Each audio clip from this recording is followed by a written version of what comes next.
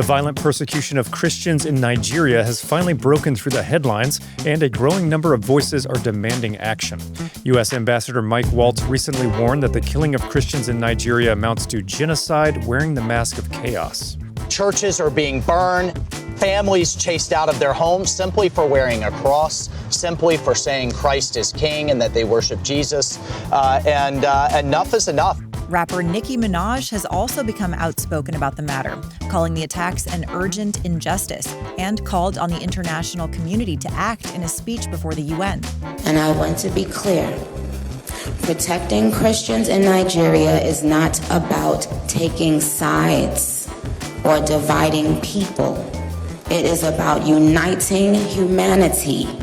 And before that, several lawmakers, including Senator Ted Cruz, have been sounding the alarm and calling for more formal action against Nigeria's government over particularly severe violations of religious freedom. In this episode, we speak to Senator Cruz about how lawmakers and the Trump administration are seeking to end the persecution happening in Nigeria and beyond. I'm Georgia Howe with Daily Wire Executive Editor John Bickley, and this is a weekend edition of Morning Wire.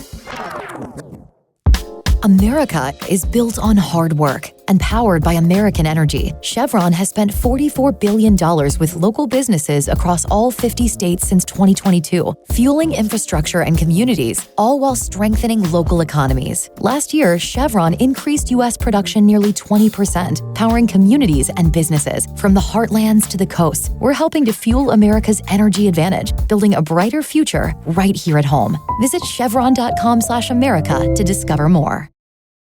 Well, Senator Cruz, thank you so much for coming on. It's great to be with you. Thanks for having me. Now, amid all this going on in Nigeria, President Trump has designated the country a country of particular concern, or a CPC. What does that actually unlock when it comes to resources? Well, it's a very important step the president took. This is a step I have been urging for a long time. I introduced legislation that would have directed the State Department to designate Nigeria as a country of particular concern because there's no country on planet Earth where Christians are more persecuted than Nigeria. Since 2009, more than 50,000 Christians have been murdered in Nigeria. In that same time period, more than 20,000 Christian churches and schools have been destroyed, burned to the ground. And there is a systematic persecution of Christians by Boko Haram and by other radical Islamic terrorists. I've spent the better part of a decade fighting to stand up to radical Islamic terrorists who are targeting Christians. And the president, I actually saw the president this week, and I pulled him aside to say thank you for designating Nigeria. The consequence of that now, that unlocks targeted sanctions on state officials, targeted sanctions on the country itself and on state and local officials. And indeed, the next step needs to be implementing those specific sanctions. You know, you look at Nigeria, there are 12 states within Nigeria that enforce Sharia law and that enforce blasphemy laws. And so the government, both at the federal level, and at the federal level, there's also a federal blasphemy law, the government officials are looking the other way. They are acquiescing and in some places, some instances, even being complicit in the persecution of Christians, in the murder of Christians.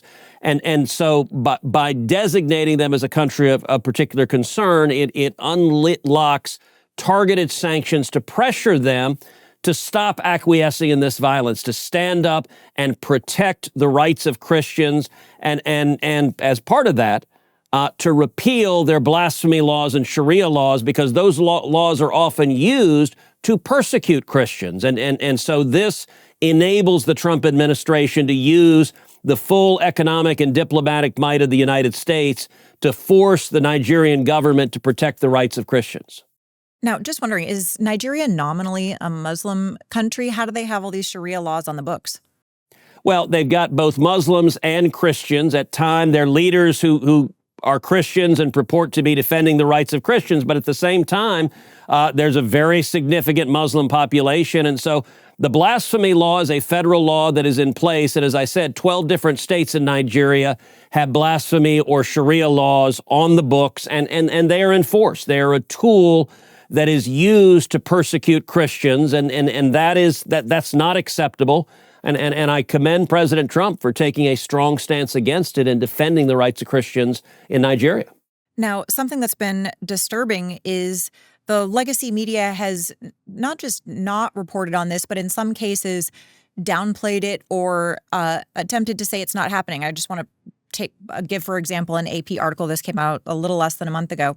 It says, referring to you, a U.S. senator claims Christian mass murder is occurring in Nigeria. The data disagrees. The AP article goes on to indicate that there are border disputes, there are farmers versus herders, there's all these different disputes going on. There are radical Muslims that are attacking less ardent Muslims who are not Muslim enough. And they also suggest that the vast majority of the attacks are happening in the northern part of the country, which is majority Muslim. So they go on to say that that would suggest that it is not Christians in particular that are being persecuted. What is the real data here, or what would you dispute about their characterization? Well, that AP story in particular, I think you could actually teach in a journalism class as an example of pure political hackery and dishonest reporting. So, as you read, the headline says, a U.S. senator, that would be yours truly, claims there is Christian mass murder going on in Nigeria. Now, that claim, as they put it, is a fact. It is a fact that 50,000 Christians have been murdered in Nigeria since 2009. The AP agrees with that. In the course of that article, they confirm, yes, 50,000 Christians have been murdered. More than 50,000 Christians have been murdered. What was my statement? There is mass murder of Christians in Nigeria. They conclude it is a fact. What do they dispute? They take issue with, number one, there's argument back and forth whether the mass murder of Christian qualifies as a genocide or not. And their whole argument is, well, radical Islamic terrorists like Boko Haram, yes, they're killing Christians, but they're also killing Muslims, so never mind, it's okay. That's AP's argument. You note my statement was not, I never said Boko Haram is not killing Muslims. Look, these radical Islamic terrorists, they kill a lot of people. That being said, they are systematically targeting Christians. They hate Christians. Look, we all remember in 2014 when nearly 300 schoolgirls were kidnapped by Boko Haram because they were Christian. I mean, this is a focused persecution, and the AP, like a lot of the corporate media, doesn't want anyone to focus on, number one, the mass murder of Christians, but number two, the Nigerian government, both the federal and the state and provincial government, their complicity in that mass murder, so they're trying to do everything they can to cover it up. This is the same reason why, for example, when the war in Gaza was happening, every time a Palestinian was killed, the AP and the corporate media would trumpet it. But, when President Trump negotiated a peace deal, shortly thereafter, Hamas was lining up Palestinians and executing them, shooting them in the back of the head, and nobody cared. The media didn't care. AP didn't care, because you know what? They were only interested in attacking Israel, and if it was Hamas killing Palestinians, apparently that wasn't news. The objective for them in those stories was Israel is bad.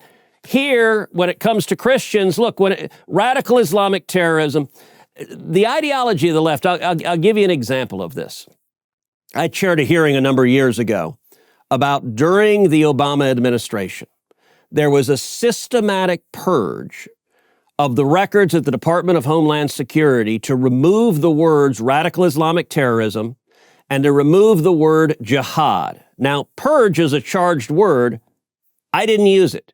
You know where that word came from? That came from the Obama White House. A political operative in the Obama White House, in writing, sent an email to DHS directing them to, quote, purge their records. And they altered or deleted more than 800 records at the Department of Homeland Security to erase the words radical Islamic terrorism or erase the word jihad. Tragically, the voters in New York elected a communist jihadist as the new mayor of New York City.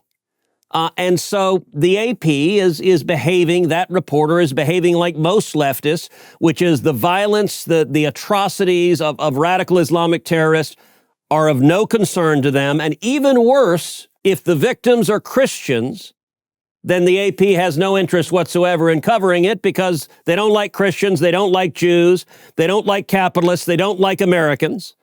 And that's how we get something like Comrade Mondami in New York City. Now, you recently introduced a bill to the Senate. You've mentioned that before, that protects religious freedom in Nigeria. First of all, what does your bill do, and how does a bill here in the United States protect religious freedom in another country? Well, my bill does several things. One of the things it would do is direct the State Department to do what President Trump just did, which is designate Nigeria as a country of particular concern. But beyond that, the bill also goes specifically to direct the State Department to impose sanctions on the provincial officials that are complicit in these atrocities. That has not yet been carried out. I'm hopeful the Trump administration will do so. But it's part of the way you leverage change is that you impose. The United States has enormous leverage, both diplomatic leverage and economic leverage. And there's a reason that when I began calling out Nigeria for this mass murder of Christians, you had Nigerian politicians across the spectrum in Nigeria trying to argue against it because they are very, very afraid of the United States using our leverage to force them to change. Well, I think that's exactly what President Trump is doing right now, and that legislation is designed to strengthen his hand and to build momentum for employing the maximum pressure to cause them to stop the policies that facilitate, that acquiesce in the mass murder of Christians. Now, I want to ask you about the China angle here. They have come out in defense of the Nigerian government. And in Megan Basham's interview, she indicated that other countries are a little bit cowed of going against China's interests, which are basically to maintain the status quo in Nigeria. Part of that is because they're heavily invested in a variety of sectors there. But presumably China doesn't want unrest in Nigeria, where they are so heavily invested. So why are they so invested in keeping this mum and not fixing this problem? Well, listen, China is engaged in a war of global domination. And I'll tell you, Georgia, when I first came to the Senate 13 years ago, what I said then is that Communist China is the single largest geopolitical threat facing the United States for the next 100 years. Their objective is unequivocal. They're not shy about it. It is global domination. It is economic domination. It is military domination. And Africa is one of the major battlegrounds where China is trying to exert its influence. It's also doing the same thing in Latin America. And China is investing billions of dollars and trying to leverage the governments of Africa to line up with Communist China. I am the chairman of the Senate Foreign Relations Committee subcommittee on Africa. I have chaired multiple hearings examining the battle in Africa for whether China or America is the dominant force.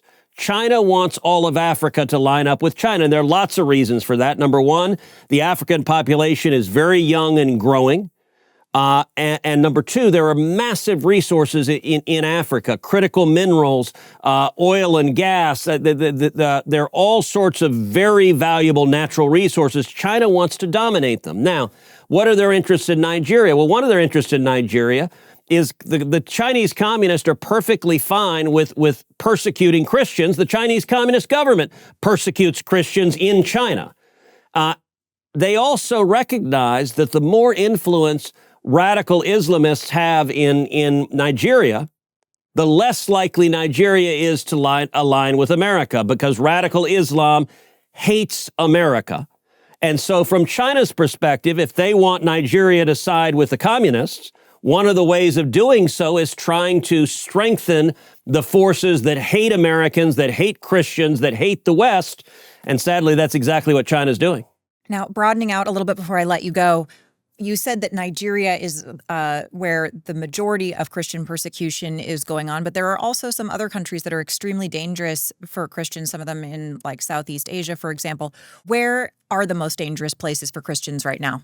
Well, unfortunately, there are many countries where the rights of Christians are seriously imperiled. Nigeria is the largest number of mass murders. But if you look at a place like North Korea, where North Korea, they will imprison and torture Christians. You look at China. China right now, they've just gone after Pastor Jin and the Zion Church. They've arrested them. They've systematically persecuted Christians in China for many, many years. You have other countries, many of the countries in the Middle East, the rights of Christians are not protected. They're systematically in Iran. Being a Christian in Iran is incredibly dangerous, and the Ayatollah in Iran has persecuted many Christians.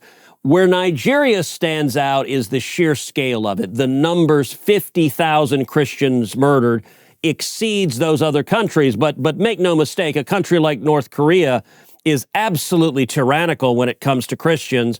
They simply haven't murdered anywhere near the same scale of Christians that Nigeria has. All right. Well, Senator, thank you so much for making time for us today. Thank you. Appreciate it. That was Senator Ted Cruz, and this has been a weekend edition of Morning Wire.